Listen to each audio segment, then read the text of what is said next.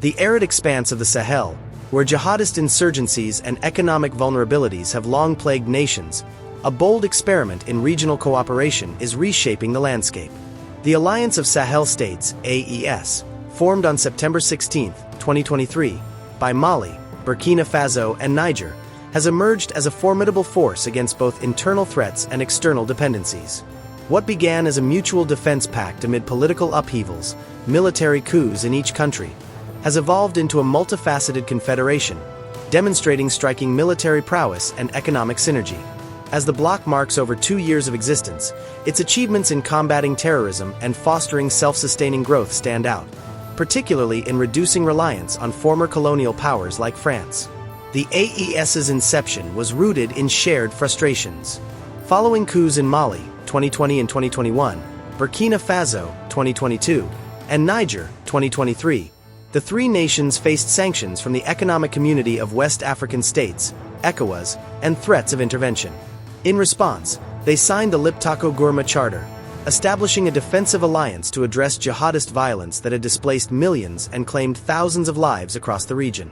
By January 2025, the AES formalized its structure as a confederation, introducing common biometric passports and identity cards to facilitate movement and unity. This move not only symbolized sovereignty but also laid the groundwork for deeper integration, contrasting sharply with the perceived foreign-influenced inertia of ECOWAS. Since its formation, the AES has prioritized military collaboration, transforming the armed forces of Mali, Burkina Faso, and Niger into a coordinated bulwark against jihadist groups affiliated with Al-Qaeda and the Islamic State. Each country has ramped up its military capabilities through independent and joint initiatives, including drills, equipment acquisitions, and operations that have yielded tangible victories. The bloc's leaders, Captain Ibrahim Traore in Burkina Faso, Colonel Assimi Goïta in Mali, and General Abdourahmane Tiani in Niger, have emphasized self-reliance, expelling French troops and rejecting Western-led counter-terrorism efforts that they argue exacerbated instability. In Mali, military advancements have been particularly pronounced.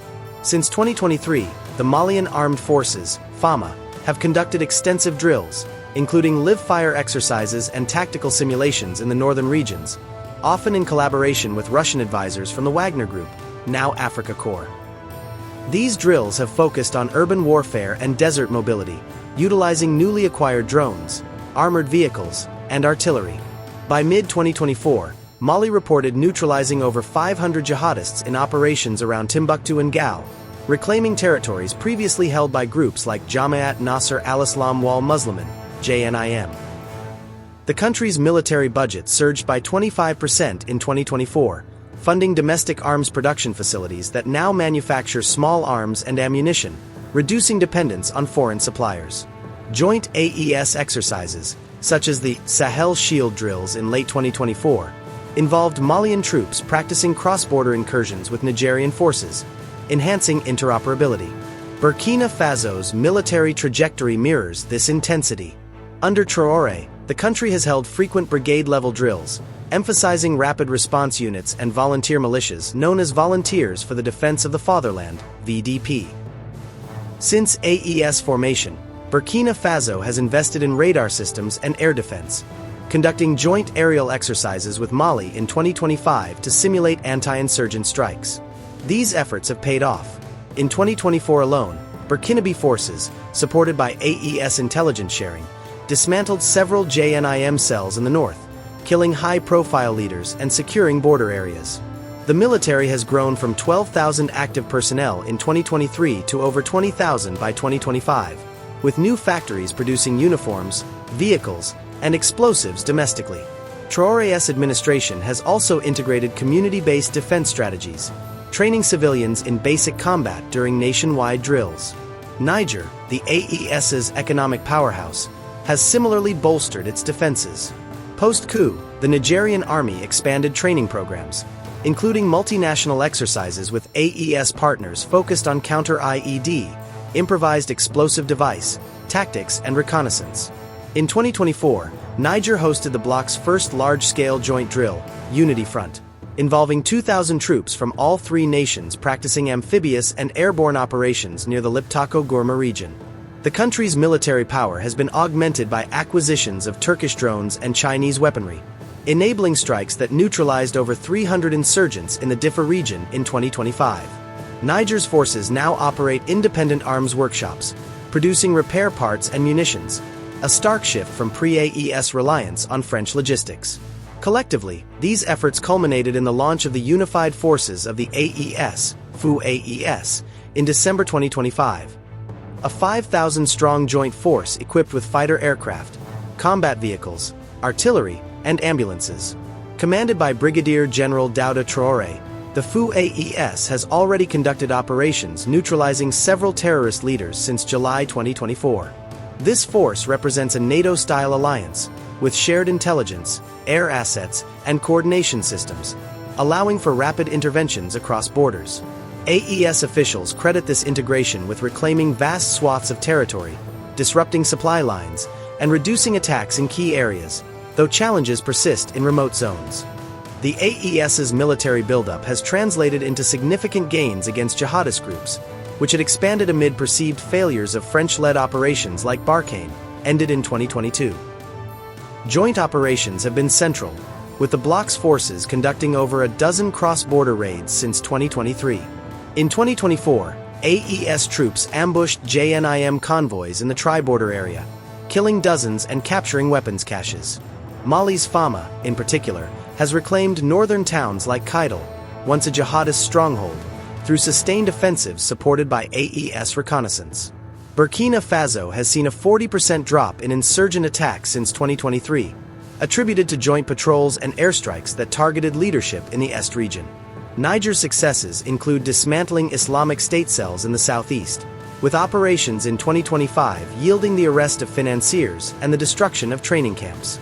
Overall, the AES claims to have neutralized hundreds of militants, though independent reports note ongoing civilian impacts and accusations of overreach. The bloc has also partnered with local vigilantes, enhancing ground intelligence and community resilience. Parallel to its military strides, the AES has pursued economic integration to counter decades of exploitation, particularly by France, which controlled key sectors like mining and currency through the CFA franc. The bloc's leaders have nationalized assets, diversified partnerships, and fostered intra-AES trade, leading to robust growth rates. Niger at 9.869%, Burkina Faso at 5.494%, and Mali at 3.751% in 2024. Poverty has decreased significantly, with improved access to water, electricity, and food security across the board. Mali has led in agricultural self-sufficiency, meeting over 55% of its food needs locally through AES-supported irrigation projects and seed sharing with Niger. The country nationalized French-owned gold mines in 2024, redirecting revenues to infrastructure, and has seen a boom in domestic manufacturing. Burkina Faso, lacking oil, benefits from Niger's solidarity, receiving 200 fuel tankers in 2025 to stabilize energy supplies. Nationalization of mining operations has funded social programs, while joint ventures in textiles and agro-processing with Mali have created jobs.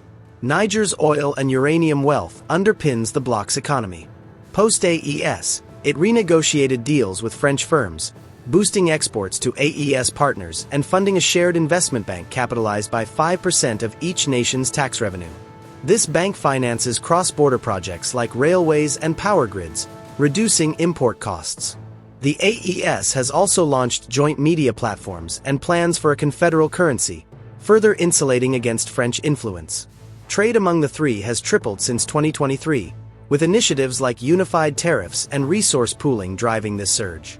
The momentum of the AES reached a crescendo at the bloc's second Leaders Summit held in Bamako earlier this month, on December 10, 2025, where Presidents Goïta, Traore, and Kiani convened to inaugurate the unified forces of the AES and chart the next phase of integration.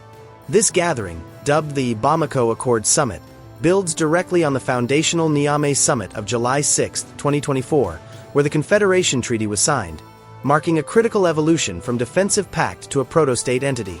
Attended by military brass, economic ministers, and observers from allied nations like Russia and Iran, the summit underscored the AES's ambition to redefine Sahelian geopolitics, prioritizing African-led solutions over Western interventions that have dominated the region since colonial times. The importance of this summit cannot be overstated, as it represents a watershed moment in the Sahel's quest for sovereignty. In a region scarred by over a decade of jihadist violence, exacerbated, critics argue, by foreign military footprints like France's Operation Barkhane, the Bamako gathering affirmed the AES's role as a bulwark against external meddling. Leaders explicitly condemned neo-colonial influences, vowing to dismantle lingering economic ties that have funneled billions in resource revenues to Paris while leaving local populations impoverished. For instance, the summit's declaration highlighted how France's control over the CFA franc has stifled monetary policy, with AES nations historically remitting reserves to the French treasury, a system the bloc aims to append through a planned common currency by 2027. This rhetoric resonates deeply in domestic politics, where anti-French sentiment has fueled the coups that birthed the AES, positioning the summit as a platform for legitimizing military rule through tangible regional achievements. Beyond symbolism, the summit's importance lies in its concrete deliverables, addressing the intertwined crises of security, economy, and governance.